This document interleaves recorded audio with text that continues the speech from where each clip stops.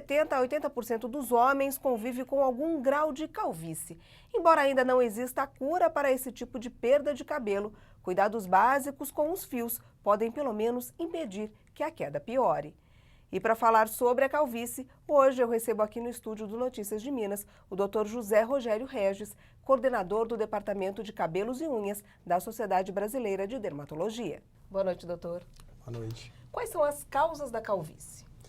Acho que primeiro a gente tem que definir que calvície é a queda de cabelo hereditária.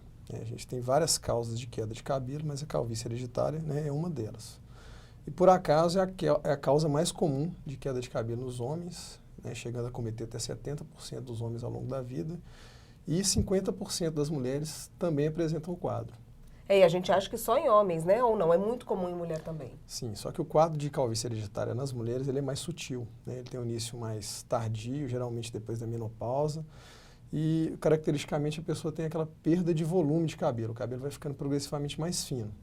Agora, eventualmente pode acontecer casos de calvície mais severa também em mulheres, mas no universo das mulheres que têm calvície, isso é a minoria dos casos. E como que a gente consegue identificar que a gente assim, eu estou sofrendo de calvície, é assim que fala, não sei. Como é que a gente consegue identificar? Porque geralmente o cabelo cai. Sim. Né? Como é que a gente distingue a calvície ou uma simples queda de cabelo? Qual que é a diferença? Diferença, e o mais importante é perceber se a pessoa está tendo uma perda de volume acumulado ao longo do tempo. Então, você pode perder volume de duas formas, ou porque cai mais cabelo do que o que nasce, ou porque o cabelo que nasce é mais fino que o que caiu. Ele foi reposto com uma qualidade inferior, que é o que acontece na calvície hereditária. Então, os dermatologistas eles têm uma ferramenta no consultório, que é uma ferramenta muito importante, né, para ajudar nesse diagnóstico, que é o exame de tricoscopia digital. Né, com o aumento, você consegue visualizar as raízes capilares, identificar essa variação na haste, no calibre dela, e perceber, né, quantificar até qual o percentual de cabelo que está afinando. E qual que é a hora que a gente fala assim, não, eu preciso procurar um dermatologista, eu tenho que ir no médico? Ou porque muitas pessoas gostam de fazer aquele tratamento caseiro, vou comprar um shampoo anti-queda, isso resolve?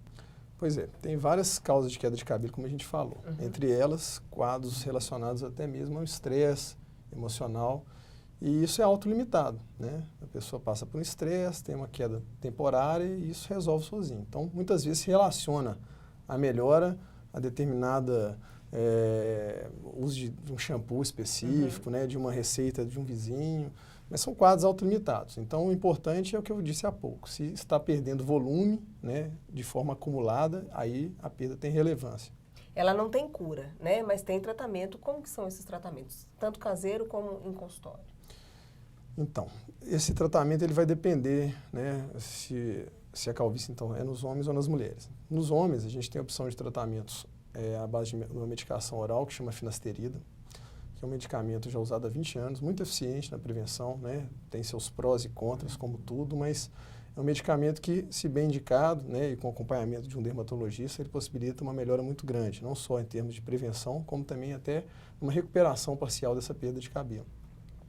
Para mulheres, esse medicamento não é indicado usualmente, porque ele pode ter risco em relação à gravidez, com o nascimento de fetos mal formados, né?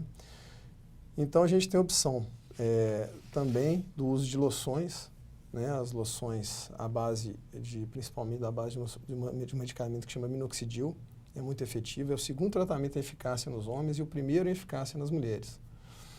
Esse medicamento ele age com um mecanismo de ação diferente da finasterida nos homens, então quando você utiliza os dois de forma conjunta, você tem melhores resultados, né? E nas mulheres, mesmo em monoterapia, ele já possibilita também uma diminuição na progressão da perda e eventualmente até uma recuperação.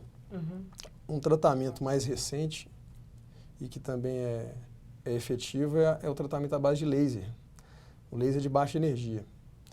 E, por acaso, descobriu-se, ao fazer depilação a laser com energia baixa, né, em pessoas de pele morena, com risco de queimar a pele, que a energia baixa ela estimula o crescimento do cabelo, engrossa esses cabelos. Então, a partir disso, desenvolveram máquinas de uso em clínicas e até mesmo aparelhos domiciliares, bonés a laser, escova a laser. E que isso a gente pode ter em casa. Você pode ter em casa. Então, é um tratamento mais fraco do que o medicamento convencional, o oral, a loção, mas que ele é um complemento importante, ele é um adjunto nesse tratamento. E agora, e essa novidade aí que está todo mundo falando do uso da célula-tronco? Há muito sensacionalismo em cima disso, né? Porque já tem 10 anos, né? Eu brinco e falo que eu vou em congressos e há 10 anos eu escuto falar que é daqui 10 anos.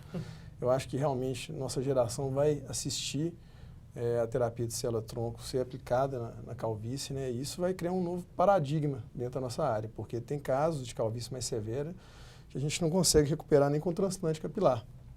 E a possibilidade, então, de se clonar cabelo, reimplantar esse cabelo é muito interessante.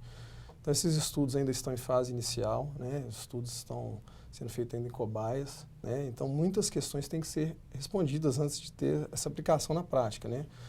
Então, questões básicas como a segurança de um procedimento desse a longo tempo. A gente sabe que a terapia de células-tronco, ela carrega em si um potencial de até mesmo cancerígeno. Uhum.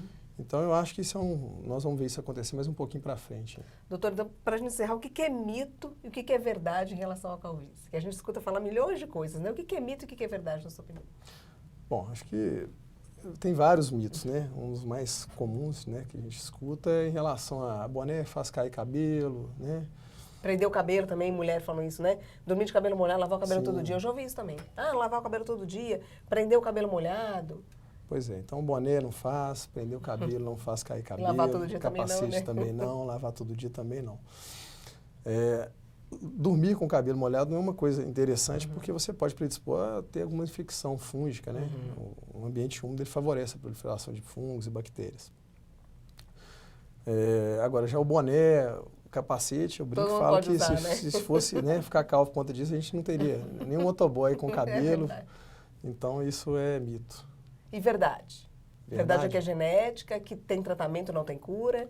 Pois é, a genética, a gente vê na maioria dos casos, 80% dos pacientes que têm calvície têm parentes de primeiro grau com calvície. 20% das vezes você não vê essa história familiar. Então, saber de onde veio a calvície não vai mudar em termos práticos a conduta do médico em relação ao tratamento, né? Então, é importante ter o diagnóstico certo, né? Esse exame de tricoscopia feito por um dermatologista vai ajudar muito nisso. E lembrar que a pessoa pode também ter mais de uma causa de calvície, de queda de cabelo, desculpa. Ela tem a calvície e tem uma queda de cabelo por um motivo de estresse, por uma doença. Às vezes você tem que recolher exames de sangue para ver se não tem uma anemia, um problema de tireoide, né? E para que o tratamento seja o mais completo possível. Muito obrigada, doutor, por sua presença aqui no Notícias de Minas. Uma boa noite para você. Boa noite, eu que agradeço. Obrigada.